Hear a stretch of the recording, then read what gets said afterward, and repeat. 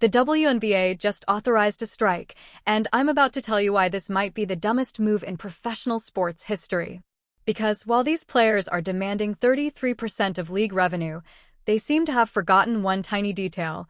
This league has never turned a profit. Not once in 28 years. But before we get into the absolute chaos that's about to unfold, let me ask you something.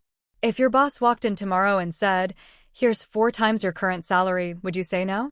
Would you cross your arms and pout in the corner like a toddler at Toys R Us? Because that's exactly what's happening right now, and the fallout is going to be catastrophic. Here's what you need to understand. The WNBA owners just dropped a proposal that would raise maximum salaries from $250,000 to nearly $2 million over the life of the deal. Let that sink in. $2 million. Average salaries would jump from around $120,000 to over $770,000. Minimum salaries would exceed $250,000 in year one alone. This isn't a raise. This is a complete financial transformation, but the players' union said no. Why? Because it doesn't hit that magic 33% revenue share number. And apparently, principles matter more than nearly doubling your paycheck. Do you guys see these numbers? These ladies are getting quadruple their salary raises. Quadruple. Which one of you guys, you go into work and your boss says, "Here, we appreciate you guys. Here's 4x what you're currently making." Who's complaining? Who's saying no? You see that? You see my people's eyebrow? Who's saying no? Who's complaining? Who's saying, "Oh yeah, but that's not enough for me"? Now, let's talk about what revenue sharing actually means, because I don't think the players understand this. The league is currently offering 15% of net revenue. The players want 30% of gross revenue. Do you see the difference? Net versus gross. The owners are saying, look, we need to keep the lights on. We need to pay arena costs, marketing, operations, travel. The players are saying, we don't care. Give us 33% of everything that comes in before you pay a single bill. That's not a negotiation. That's a ransom demand. And here's where it gets really interesting. The executive committee that has the power to call this strike, it's made up of Brianna Stewart and Nafisa Collier. You know, the co-founders of Unrivaled, the competing 3-on-3 league. Oh, and Niga Omik, who's already signed to Project B, another competing league. So, let me get this straight. The people who can shut down the WNBA have direct financial interests in rival leagues that would benefit massively if the WNBA went dark. And nobody in the mainstream media is talking about this conflict of interest. Not ESPN, not The Athletic, nobody. Convenient, right? The league put out a statement, and it's one of the most professional middle fingers I've ever seen. They said, "We strongly disagree with the Player Association's characterization of negotiations, which fundamentally misrepresents the ongoing discussions." Translation: you're lying to the public. The owners are saying, we're offering uncapped revenue sharing that grows with the league's success. We're offering immediate salary increases that would change your lives, and you're out here acting like we're the bad guys. The audacity is actually impressive. The mischaracterizations. The Players Association is making it seem like the owners aren't trying to compromise. They're making it seem like the league isn't trying to negotiate. They're making it seem like the league isn't negotiating in good faith. And by everything that I've seen, the league is the one negotiating in good faith. Let me paint you a picture. Imagine you're 16 years old. Your rich dad buys you your first car. It's a Mercedes C-Class. Beautiful car, reliable, classy. But you wanted the AMG.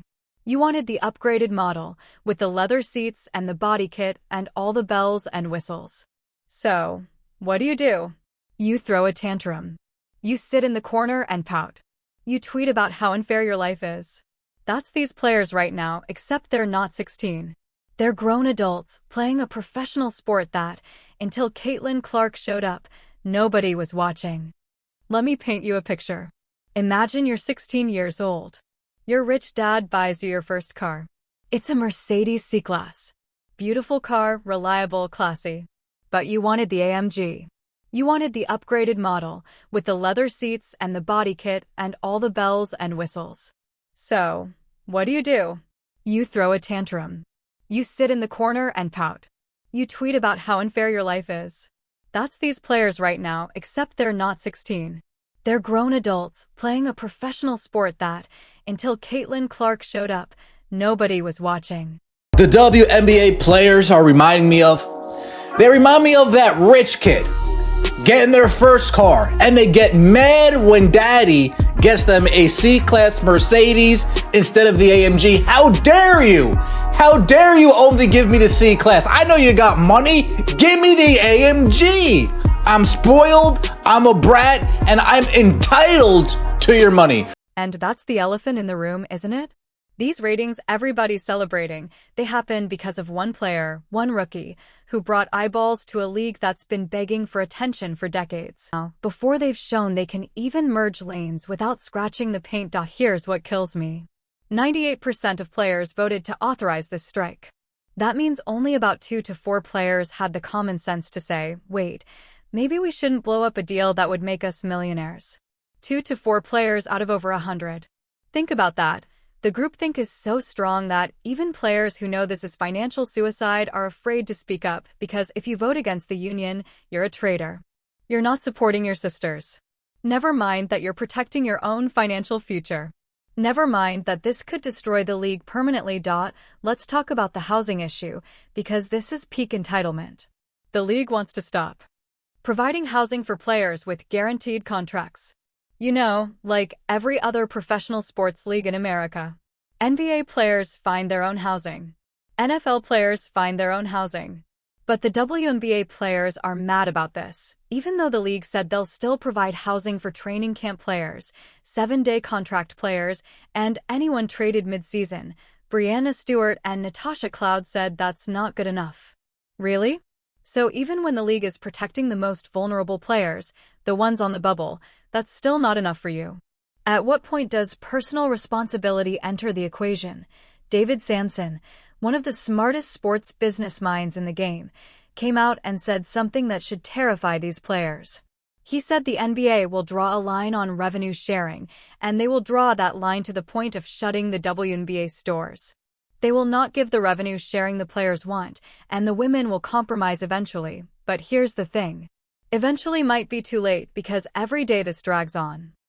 Every headline about strikes and holdouts, it kills the momentum. It turns casual fans into former fans. And those people aren't coming back. The owners are negotiating in good faith. They're increasing their offer again and again. They're proposing uncapped revenue sharing that ties player salaries directly to league growth. If the league does well, you do well. If revenues explode, your paychecks explode. That's the definition of partnership, but the players' union is stuck on this 33% number like it's a religious text. No flexibility, no compromise, just demands. And when you don't get your way, you threaten to strike. That's not negotiation. That's extortion. You want to know what's really happening here? The players overestimated their leverage. They thought the Caitlin Clark effect meant they suddenly had all the power. They thought fans would riot in the streets if the WNBA shut down, but go look at the social media reactions. Go read the comments under these articles. People are saying, let them strike. People are saying, we just survived months without WNBA basketball and we were fine. People are saying, maybe it's time to let this league die if the players don't want to be saved. That's the reality check nobody wants to hear, and here's where it gets even messier. The rookies are under contract. The incoming draft class is under contract. So if the veterans strike, the owners could theoretically say, fine, we'll play the season with rookies and replacement players. We'll sign every talented player sitting overseas who would kill for a WNBA contract. We'll rebuild from scratch. Is the product going to be as good? No. But will it be cheap? Absolutely. And maybe that's what this league needs. A hard reset. A reminder that professional basketball is a privilege, not a right. The players are burning through goodwill at an alarming rate. For years, the narrative was they deserve more money, and people agreed. Even casual fans said, yeah, they should get paid.